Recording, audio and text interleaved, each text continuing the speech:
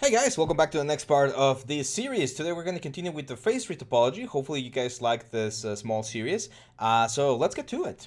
This is where we left off. We finished the eyes and the mouth. And now it's time that we do the nose and we connect everything before we move on to the ear. Today we're going to be doing nose and ear. So let me just turn off a couple of these things. I was doing the thumbnail render for yesterday. Yeah, so here we go. We're gonna go into light surface. We're gonna select our geometry right now that's combined. And I'm gonna go again into the poly modeling. We're gonna select this guy, which is the quadro. One thing that I suggest, as you can see, every single thing that we've done so far has been stored on the history of the object. So every now and then, it's a good idea to just clear the history. That way you avoid any crashes. Of course, save. Don't forget to save. And here we go. So for the nose is a very interesting thing because it has its own loop. We want to have the nose with its own loop, but at the same time, we want the nose to follow the loops of the mouth and the eyes. So here's what I'm going to do. I'm going to start with this line right here, this center line, and I'm going to start creating a nice little small loop here. As you can see, I'm going to divide it right there, even though that's a triangle, that's fine. And I'm just going to keep moving here, going down, going around, and then here we're gonna finish this like this. See how we create this nice little loop that goes around the nose? That one's gonna be, it's gonna be important. So we can make this really small, really small like this. And then this one right here, we definitely want to continue like this. Now, for the nostrils, we're gonna have a little bit of an extrusion going in. So I'm gonna create this thing right here, where we go in. Well, actually, I'm just gonna move this down a little bit, so that we have the border there on the border of the nose first. And now from here we're gonna do a little bit of an indentation going like this, and we're gonna do 1, 2, 3, and 4. So from here we're gonna go back to the center like this. That's gonna be our middle line, and then from here we're of course gonna start pushing up. We're probably gonna have one more line there just to hold the edges a little bit better, to relax. Remember, one of the most important things about topology is that it's relaxed. Like, we don't want things to be like super stretched out or anything. And we're gonna go there. And then from here, we're just gonna cross like there. There we go. So on this side, we're gonna start building the side of the nose. So it's gonna be, whoop, like 1, 2, 3, 4, 5, 6, and 7. So you can see how everything is kind of like looping on itself very nicely. Let's completely connect this guys right here. So add one more line there to grab the roundness. Now, I'm not super worried about adding a lot of geometry right now because I know, and we know, because we saw the last video, right? You didn't skip it. You saw the whole thing, right? Hopefully. So if you did see the whole thing, you remember that we did a smooth on the mesh. So I know that whatever the amount of geometry I have right here, I'm going to have 4 times that geometry, because when you smooth, everything gets divided by 4. And we're gonna have way more detail. So I'm just gonna keep pushing these lines to the center. Here, for instance, see how this very nicely becomes a square. There we go. We do this. There we go. And then here, I'll probably need one extra line there just to help the general like flow over here. And again, a triangle there on an area that's not going to be bending as much, perfectly fine. Besides, if you guys were, paying attention last time when we did the smooth, every time you do a smooth, the triangles become squares. So that's why triangles, I'm not worried about triangles. They're completely fine. They are kind of like a double-edged sword. So yeah, you need to be careful about them. But if you know how to properly utilize them, you should be perfectly fine. And here, should be fairly easy to just fill in one square there and one square here. And there we go. I usually like adding one edge loop there just to hold the lines a little bit better. But if you're struggling with a poly count and you need to simplify it a little bit more, those are the first ones to go. And that's it. Now, from here, from this line right here, we're gonna continue pretty much the same edge loop that we have here on the face, all the way over here, all the way to the chin, and there we go, just like that. And here's where the interesting part comes into place. The lines that are coming from the eyes, we want these lines to flow into the mouth. And we want to keep this sort of like line going here. Because at the end of the day, one of the things that we want to do is, if we can have loops, we'll add loops. But if we can't have loops, or the area is just very flat and we don't need loops, then you want to keep things as a grid, as much as possible, vertical and horizontal. So on this area right here, on the cheeks, I'm gonna go to the jawline, and I'm just gonna draw one big square here. And I know that eventually everything is gonna be very flat over here. I'm gonna do the same thing here, like this. Got it? So I'm not sure how many divisions this big squares are gonna have just yet, because that depends on the lines over here. But I know that this is gonna be the general way to do that. Some people like to loop the jawline as well, like have a line going there. It's fine. Both of them work perfectly fine. So yeah, whichever works for you, I think it's more. Always check with your rigger. Whoever's gonna do the rigs, he has the final say in your topology, because he's gonna be doing the skinning. So you need to accommodate to what he wants. Now from here, I'm gonna try to make these lines flow into the mouth. So for instance, this two flow very nicely there. This two flow very nicely there as well. This one, I'm just gonna add one line there. That one flows nicely there. There we go. There we go. And here we're faced with a decision. We can have two triangles, which again, it's not going to be the end of the day. Or if it doesn't really hurt us, we can just like move these things down a little bit and just create an extra edge loop. Whenever I have the chance to utilize an extra edge loop, that's usually the best idea or the best thing to do, because you're just going to have better resolution, better deformation, better everything pretty much. However, this is one of the very important things that you need to ask your client and your studio, whoever is working with you and is doing the optimization. If it's like, hey, is it okay if I spend, I don't know, 50 extra triangles in this character? If the budget is really tight, then you might not be able to do it. But usually 50 triangles is not that big of a deal. And look how beautiful this topology is looking now. So you can see we have this line flowing into the mouth very nicely. And now it's just a matter of filling in this area right here. And again, as we mentioned before, the main thing that we want to be focusing on is we don't want to have tension, right? We want to have everything as smooth and as relaxed as possible. So for instance, here, it would be very intense to try and add more things over to this side. So what I'm going to do is I'm just going to have one triangle there, like this. Okay, so now that one's fine, that one's fine. And here, one extra line will be good. It will allow me to smooth things out. But if you add one extra line here, you definitely need to add it on the other side. So right about there. Now you can see this line's going all the way over here, which is fine. I mean, it's not a big deal. We can just relax this thing and it's gonna help with the overall topology. And now this guy goes there. And you can see that we need two more lines here. So 1 and 2, 1, 2, and 3. And we just relax everything here a little bit more. So as you can see, this topology is now fully finished on the cheek, the mouth, and the nose. So technically this is like a mask. It's looking very nice, and everything is flowing in a very nice way. And again, when we do the smooth here, like the amount of the resolution that we have here is more than enough to do any sort of deformation.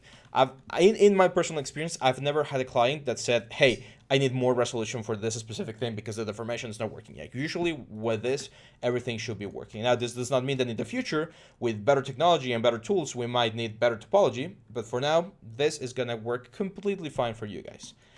Now, you might have noticed that I left something empty here, which is the mouth. And that's because usually a character will open and close the mouth. And what we would normally do is we would create a mouth pouch, which is like a bag or mouth bag inside of the skull. And then on top of that, we will have the teeth, right? So it's like the mouth and then the teeth inside. And when you open the character mouth, you're going to see the teeth first. But if for any reason he's like screaming really like big, you're going to see the back of the mouth. It's very weird. Like you usually don't get those kind of takes or shots. But for instance, monsters and stuff like that, they usually have it. So what I would do here is the following to create the mouth bag. I'm going to go to the front view, select again all of my middle vertices here, scale them and snap them to the center, mirror the object. So now we have the full mask here.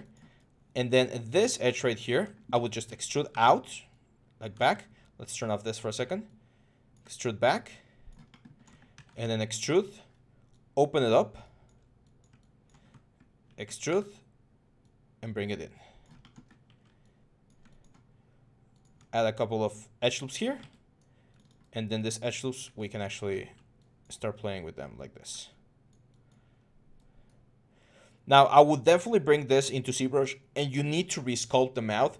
Whenever we're modeling characters that are going to have their mouth open, you usually don't model them with the mouth closed, because then the normal map gets some very weird errors. You do this kind of thing, like where it's like semi-open. So imagine, this might be a little bit of a gruesome scene, but when someone dies, they lose all their energy and force on the muscles, and their jaw just drops. So whenever they're preparing the body for the what's it called? I'm not sure what the name in English is, but when they're preparing the body, they actually sew the the body or the body's mouth shut so that it doesn't just drop. So imagine the amount of distance that it drops when someone is dead. Well, that's usually the amount that you want to up in your character, so that when you do the bakes and everything, you don't have any issues. But that mouth back that we have right here, that's perfectly fine. Of course, I would definitely, again, use my move brush and my move tool and stuff to make this a little bit rounder. You can also use like soft selection here, just with a small radius, because this should be like a back. Now, some people, I've seen some artists do this, and again, it's all production dependent. Some productions will ask you to do it, some will not. They will model like all the way down to the throat, so that if you have this kind of shots where he opens the mouth like really, really big, you can see like the back of the mouth and everything. Usually, you don't need to do that, especially if your character is not going to be yelling at full force every single time. And yeah, there we go. So let's jump onto the ear now, because the ear is one of those complicated things. As I mentioned, this is going to be a small series. It's just 3 videos, so it's yesterday's, today's, and tomorrow's. If you've seen them later and you're seeing them just one after the other, then great, you save yourself a little bit of waiting time. But for those that are patient, tomorrow we will finish with the rest of like the head, neck, and everything. So for the ear,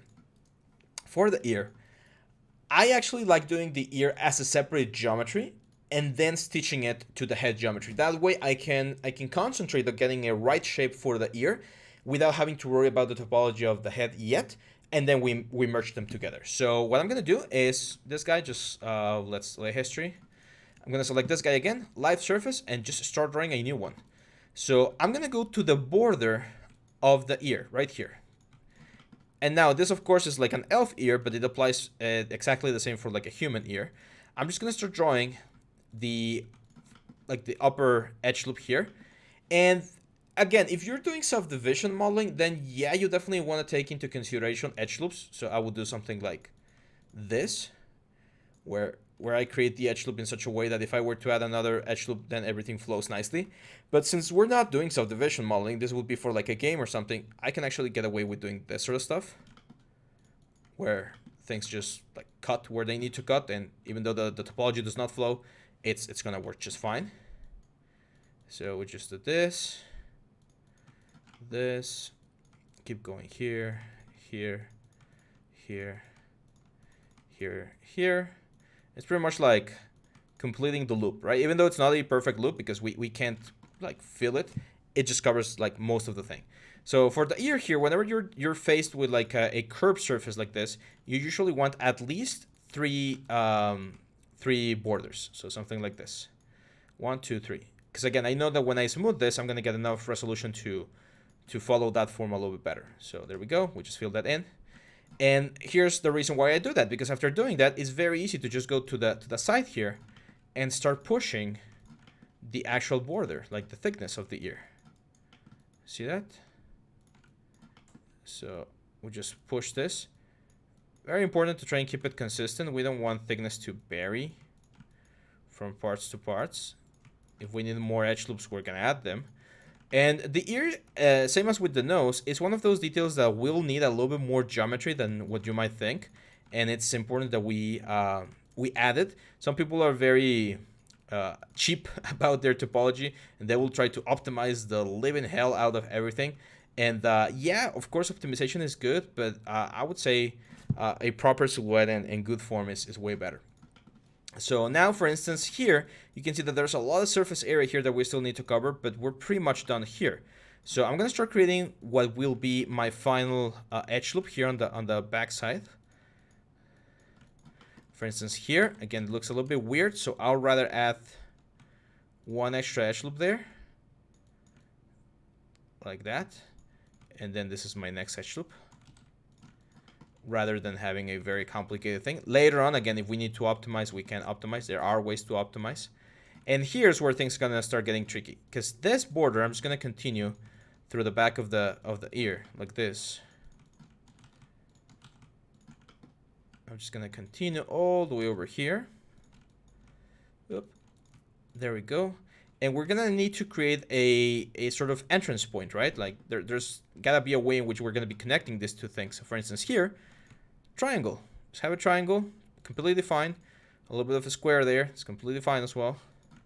Square, move it there, square, and as you can see, that's gonna make sure to capture the curvature in a nice way. Here, we're gonna do something similar. We're just gonna split from here to help relax the amount of squares that we're gonna have up here.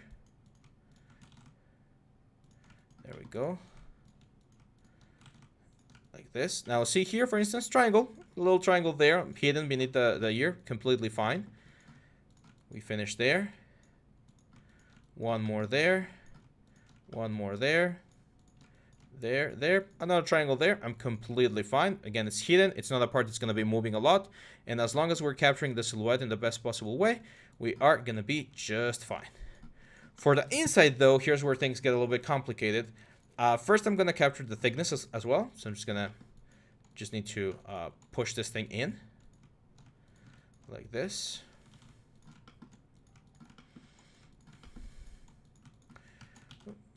Very nicely there. Here, no need to push anything. I'm gonna do a little bit of a topology trick here. So I'm gonna add one line there and there. That way we get a square here. Now that square is very weird, so I'm gonna create a triangle, or two triangles. That's gonna shade a little bit better. So it's just again, a little topology trick there. And then from here, the only thing that's important is to capture kind of like the highs and lows of the thing. So for instance here, since we have this little like shelf, capturing it will definitely benefit me. But you are going to see that you're going to start getting some like triangles. And again, that's completely fine. Rather than looping everything and getting like a very dense geometry, having a couple of triangles here and there, it's completely fine because this area is so simple, or it's such a minor area. It's not as important as the rest of the character, that as long as we capture the main things, we're going to be just fine. So here we go in. Here we go back, down. Here, for instance, if we need to add more lines to support our construction, but I don't want to add more elements, one thing I can do is I can just create a little square here, and then create a little triangle. See that? Like a rogue triangle there that's going to help me get a better deformation in this area. So topology, I really like topology. People hate topology. I personally like it. I find it fun, even though that might seem a little bit weird. And the reason I find it fun is because to me, it's like a puzzle.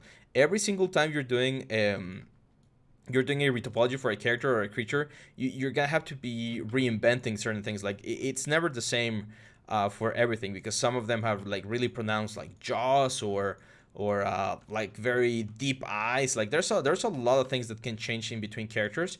So that means that there's a lot of times I'm just rebuilding topology from scratch. And with the experience or with time, I've been able to narrow down my retopology times to about 4 hours. Like I can usually retopologize a full character by hand in about 4 hours, using several of the techniques that I'm showing you here, as well as other little tricks and tips that you can find in our premium courses, by the way. So here we go. Now, as you can see, both parts are complete. They share a very similar resolution. Like the ear is not super high res compared to the face, which is what we're going for. I'm gonna combine both of them, delete the history, and then if we go back into Quadro, I need to start stitching them together. And it's very easy to stitch the ear and the eyes together. Is gonna be super simple. I'm just gonna go here, and there you go. As you can see, this line is now flowing into the ear as well as this one. And now, of course, the next part or the next thing that we're going to be working on is how do we connect everything else, right? Like we need to finish the top of the head, we need to finish the neck, and that's going to be pretty much it for our character. I think this line is a little bit too much, so I'm just going to delete it and just smooth this. I'm of course gonna be deleting half of it and doing the mirror, but just wanna make sure that everything is as nice as possible. And there we go, guys. So second part done. We're now ready to jump onto the final part, and as you can see, this is already looking very, very good. It shares the same proportions, the same things, the same depths that we have on our zebra sculpture. That's why it's very important that your high poly is as nice as possible, because the nicer the high poly, the easier this whole process is gonna be. And that's it, guys. If you like this video, please let us know in the comments. Let us know what else you would like us to cover, what other topics or what other things are you interested in the 3D world, and we'll be happy to share them with you. Check out the links below in the description where we have our premium courses. We have one that I'm very proud of, which is the creating a creature for games. I believe we do a demon, like a full demon, the weapons, the props, the textures, everything from scratch to finish. So if you want to learn about the whole process, those of course help us a lot, or help us very much. So help us quite a bit. Or they help us a lot. Yeah, help us a lot. That's right. They help us a lot. So yeah, that's it, guys. Leave us a like, share, subscribe. I'll see you back tomorrow. Bye bye.